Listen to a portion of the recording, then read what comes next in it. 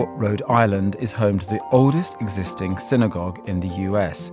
Its founding made headlines in London newspapers at the time, and it once hosted George Washington, who later wrote the Jewish community a letter affirming that freedom of worship would be a core principle in the new United States. You're listening to Tall Stories, a Monocle production brought to you by the team behind The Urbanist. I'm Andrew Tuck. In this episode, Gregory Scruggs takes us to an historic place of worship built in the 18th century.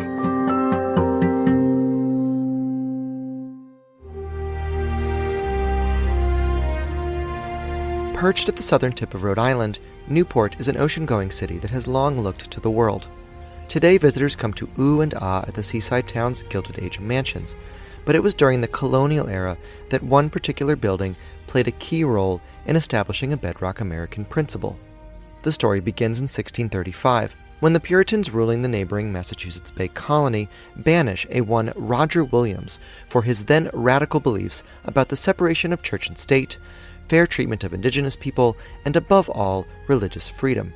So Williams starts his own colony just to the south based on those very ideals, and Rhode Island quickly becomes a beacon of tolerance for religious minorities, from Quakers to Jews. The latter are particularly drawn to Newport after a tumultuous time securing a foothold in the New World. The Spanish and Portuguese Inquisition had expelled over 100,000 Sephardic Jews from the Iberian Peninsula, where they scattered to more welcoming countries like Holland and Britain. Portuguese-speaking Jewish settlers were part of the Dutch colony in northeastern Brazil, founding the first synagogue in the Americas in Recife, only to find themselves on the run yet again when the Portuguese conquered the territory and brought the Inquisition with them. So in the late 1650s, Newport is a shelter from the storm, and a century later, it's a thriving port city, profiting from the triangular trade of sugarcane, molasses, rum, tobacco, and cotton, all powered by enslaved labor, of course. The Jewish community by this point is sufficiently settled that its leaders are ready to build a house of worship. For insights on how a fledgling community managed to afford the handsome Palladian-style edifice, I turn to someone who knows the Touro Synagogue better than almost anyone, a lifelong congregant and passionate student of the community's history. My name is Aaron Israel Ginsberg. I was born in Newport and raised here, and I've spent a lot of time in this building.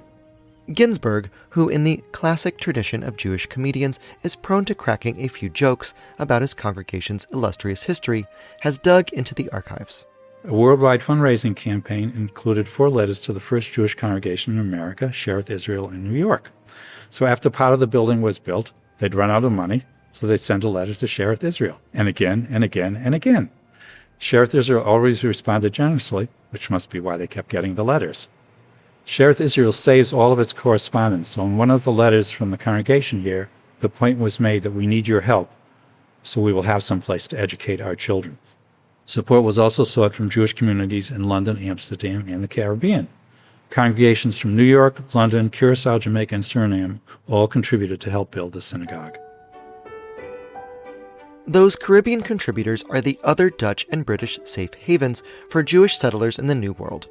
It's a remarkable network connected across thousands of miles by a shared faith, and all by ship-borne correspondents. Finally, in 1763, on the second day of Hanukkah, the same holiday Jews around the world are celebrating this week, the Touro Synagogue flings open its doors. An item in the Newport newspaper announcing the building's inauguration is then picked up by the London Chronicle. Ginsberg with the wisecrack. They must have been a good public relations person to get that on the front page of a newspaper.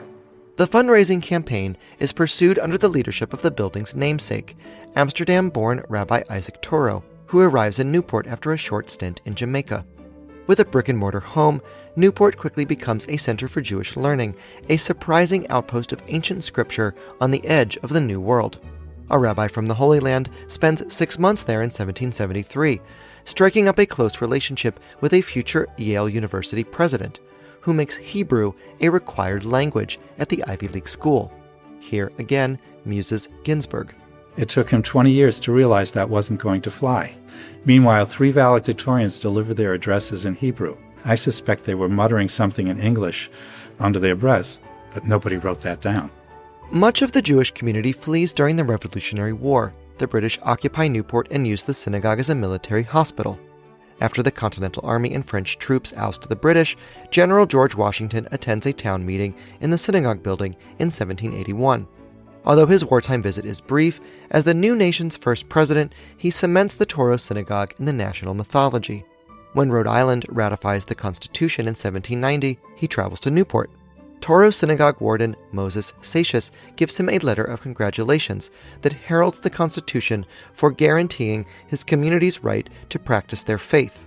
Satius writes, "Deprived, as we heretofore have been, of the invaluable rights of free citizens, we now, with a deep sense of gratitude to the Almighty Dispenser of all events, behold a government erected by the majesty of the people, a government which gives to bigotry no sanction, to persecution no assistance, but generously affording to all liberty of conscience and immunities of citizenship, deeming everyone, of whatever nation, tongue, or language, equal parts of a great government machine."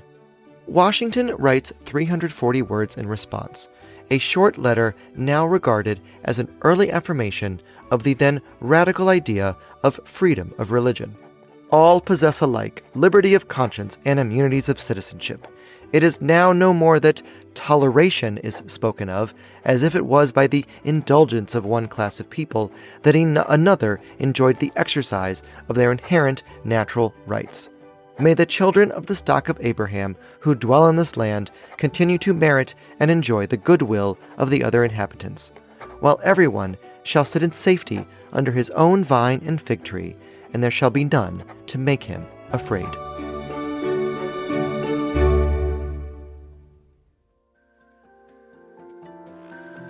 Tall Stories is a Monocle production from the team behind The Urbanist.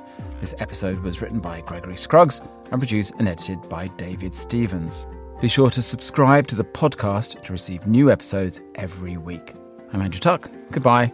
Thank you for listening, City Lovers.